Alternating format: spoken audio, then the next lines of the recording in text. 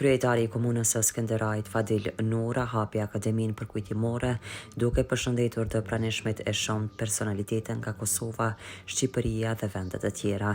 Tregoi bisedën e fundit që ka pasur me baban e Thaqit Bacën Haxhi, shpresonte se Hashim Thaçi do të lirohej. Në këto momente të rrjedhshme, Drenica dhe gjithë Kosova që ndronë krah për krah në personalitin e Thaqit, të pathyeshëm, krenar dhe bashkëpunuar.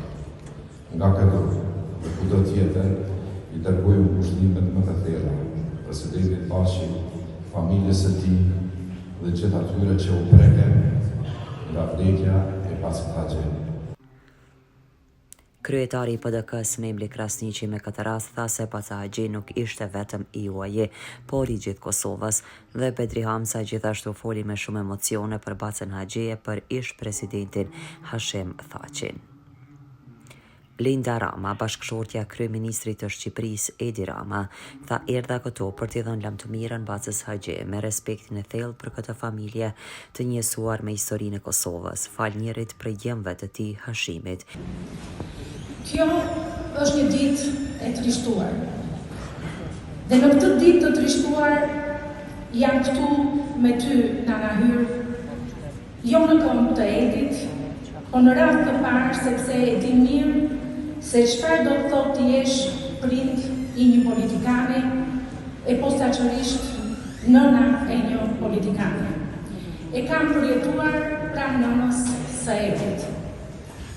Dhe në këtë ditë të trishtuar jam këtu me të gjithë familjen tuaj, të cilës sot i mungojnë 2 burra. Ndarja nuk më mbajti dot vendi atje në Tiranë, po desha të jem këtu sot, pra nënës dhe gruas së Hashimit. Nënës dhe bashkëshortes së komandantit, siç i krasin gjithnjë dhe në shtëpi, i cili në këtë ditë ndarje e të dimshme duhet të vijojë të jetë larg në luftë. Nuk besoj se një mungesë mund të jetë dot kaq herë më e madhe se sa prania në një ditë si kjo. E prandaj ajo rezaton shumë për te këtyre mureve, si një këmban kujtese për dhimbjen e 10 mijëra prindërve dhe grave të kësaj toke, por edhe sakrificën e krejt popullit të Kosovës për ta paguar çmimin e lartë të lirisë.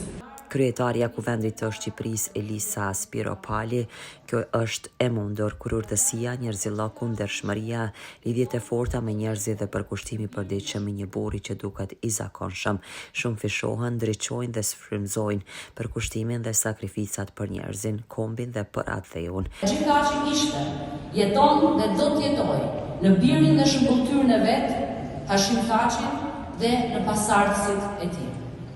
Faleminderit burit dhe patriotit Haxhi Thaçi që na dha Hashim Haxhi Thaçin, udhëheqësin politik të ushtrisë shkrimtare të Kosovës, lufta e së cilës me mbështetjen e popullit vet, Shteteve të Bashkuara të Amerikës dhe NATO-s e ka bërë Kosovën prej 26 vitesh një shtet të lirë dhe prej 17 vitesh një shtet të pavarur.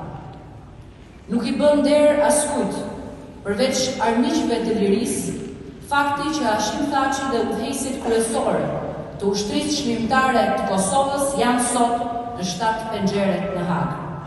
Si viktima të një drejtësie që po bëhet për herë e më tepër një iluzion dhe për ditë e më tepër po shkallmon vlerat, parimet dhe standardet ndërkombëtare të drejtësisë dhe ignoron e marginalizon institucionet sovrane të shtetit të tjerë e sovran të Kosovës. Akademia u përmbyll nga djali i presidentit nipi i Bacës Haxhi, Endrit Thaçi. Ai tha se nuk e lejuan babain as t'ia gjuaj gjyshet një grusht të dhejtë të Drenicës. Fatkeqësisht, babi nuk e lejuan të jap lam të mirën e fundit bashkë me ne sot. Nuk e lejuan t'ia gjuaj një grusht të dhejtë të Drenicës mbi varr. Por në vend të babit sot ka ardhur Kosova, Shqipëria, Maqedonia e Lubina. I madh dhe i përjashëm do të jetë kujtimi ynë për ty gjysh, miq e familjar të pranishëm. Për ne, gjyshi ishte kështjellë e pathyeshme e urtësisë dhe e dashurisë. Ai na mësoi se bashkimi është qelësi i çdo fitori. Dhe personifikimi i këtij bashkimi janë krerët e OÇK-s në Hagë. Le ta ndjekum shembullin e tyre për të bashkuar sërish përfituaren e radhës mbi padrejtësinë. Por në vend të papait sot ka ardhur Kosova, Shqipëria, Maqedonia e Lugina, tha Endrit Thaçi.